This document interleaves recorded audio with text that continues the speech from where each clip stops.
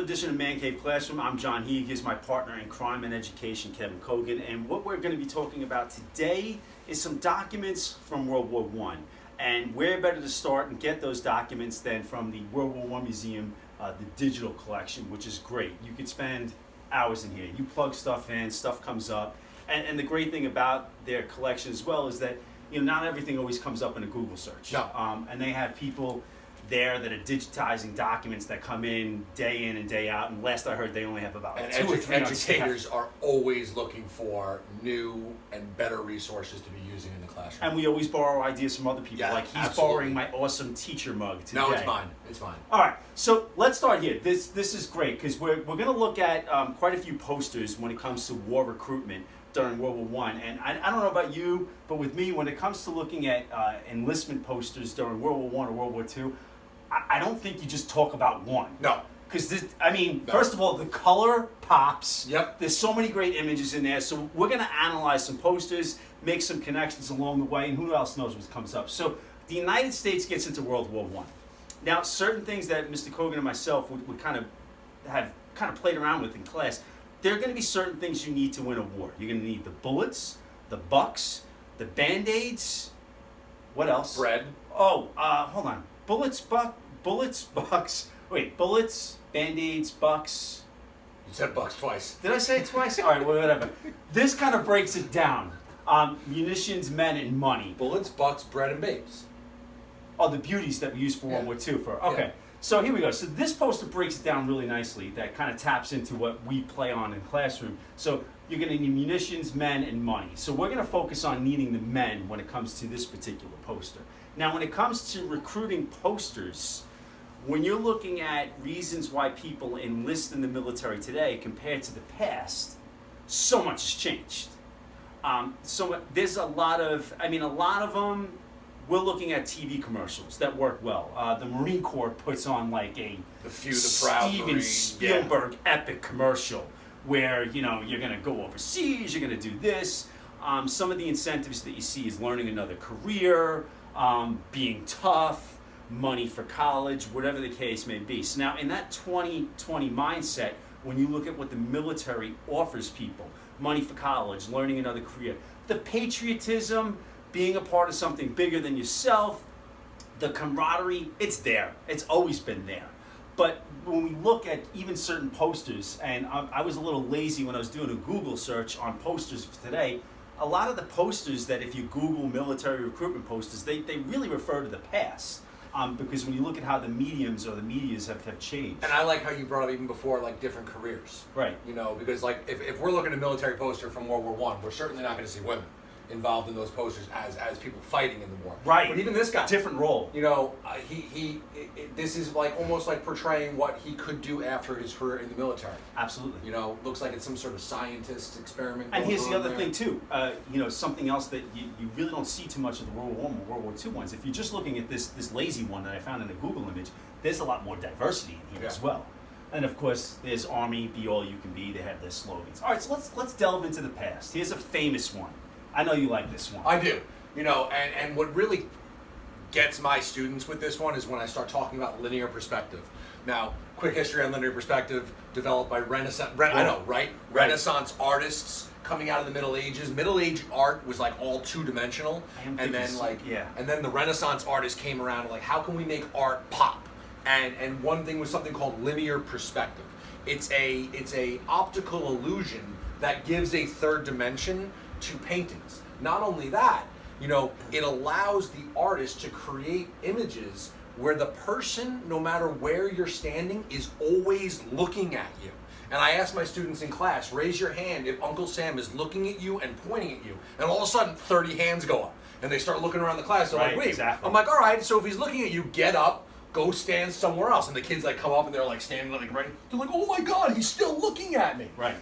And the power of that is like you're a young 19, 20-year-old American walking down the streets of New York City and you walk past this, you're like, whoa, he's looking at me. And then you kind of walk past and you look back and he's still looking at you.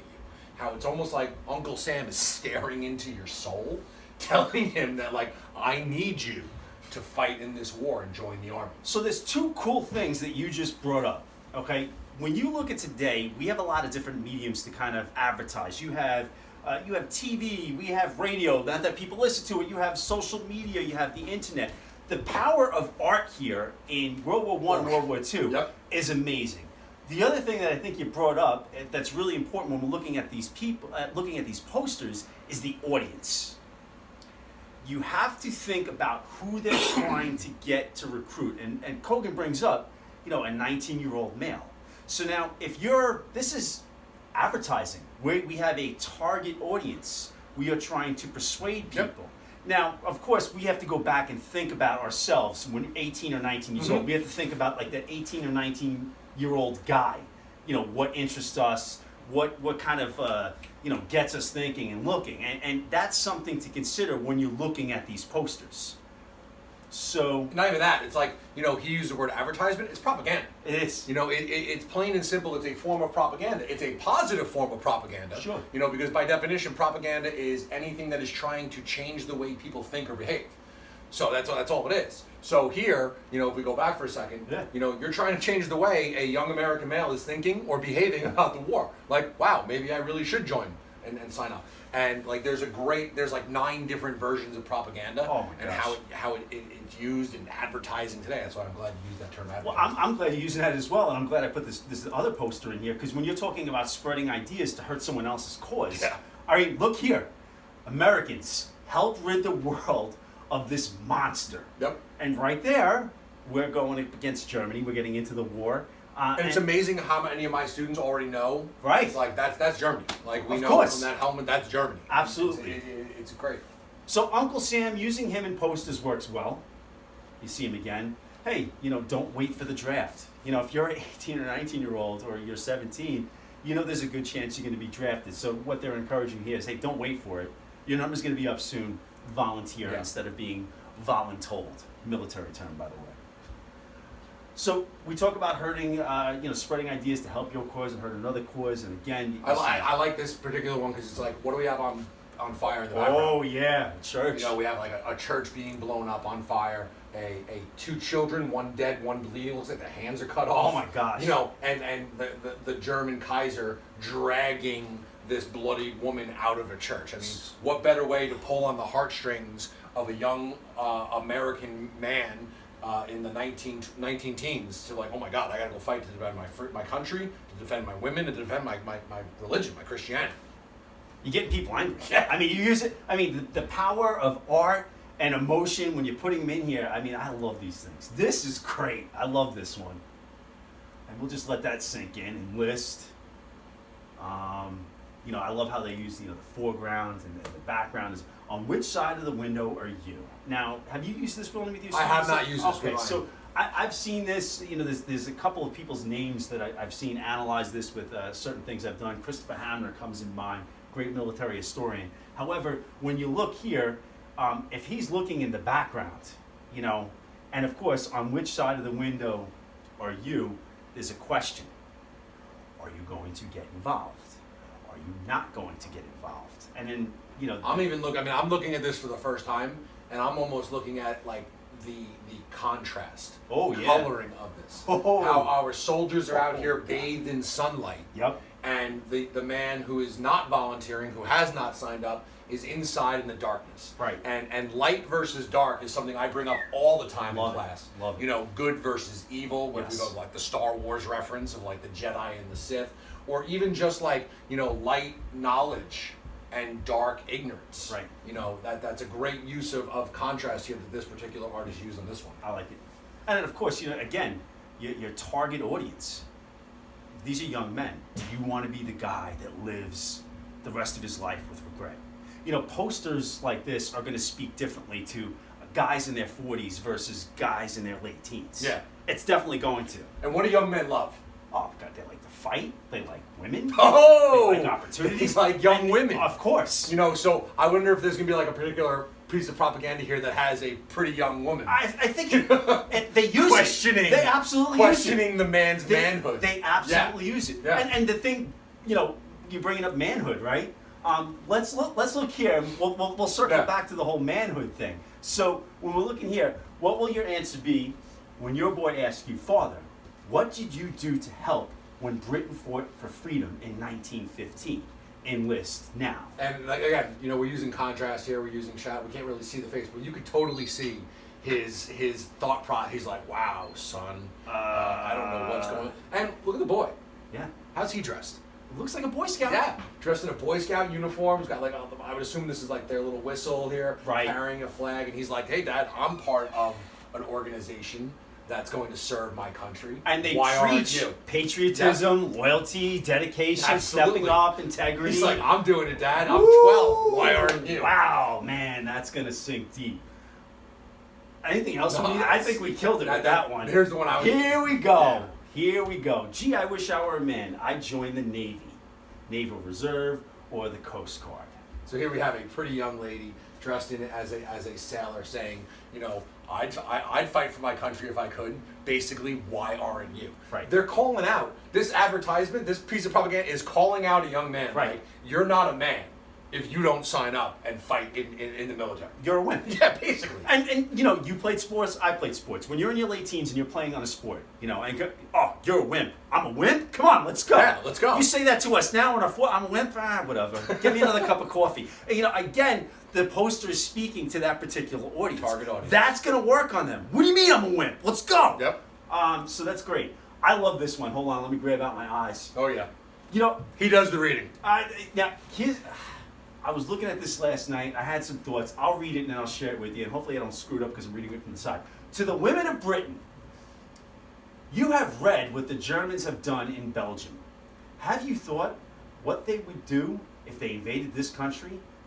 2, do you realize that the safety of your home and children depends on our getting more men now?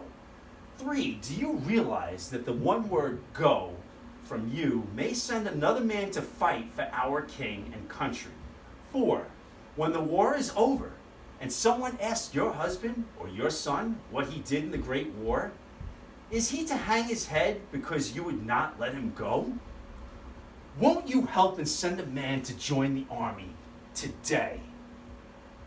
I was looking at this probably for the 7th time last night, and of course, you know, I think sometimes you're a different person from day to day or week to week when you're looking at documents. Here's the thing that I wanted to ask you. It's like, okay, and again, putting ourselves in an 18 or 19-year-old one. Okay, this is going to get my attention. Mm-hmm. This is going to get my attention. Now we just have words here. Now, I don't know what's in their head. I wouldn't stop and read this. I wouldn't. Wait, it's like with this poster. But now, are they saying something about genders where, you know, a woman would take time to read? I mean, I don't know if that's the thought process, but, you know, just me thinking of being a stupid 17-year-old kid, you know, the way I was, whatever. You know, this kind of stuff would get me.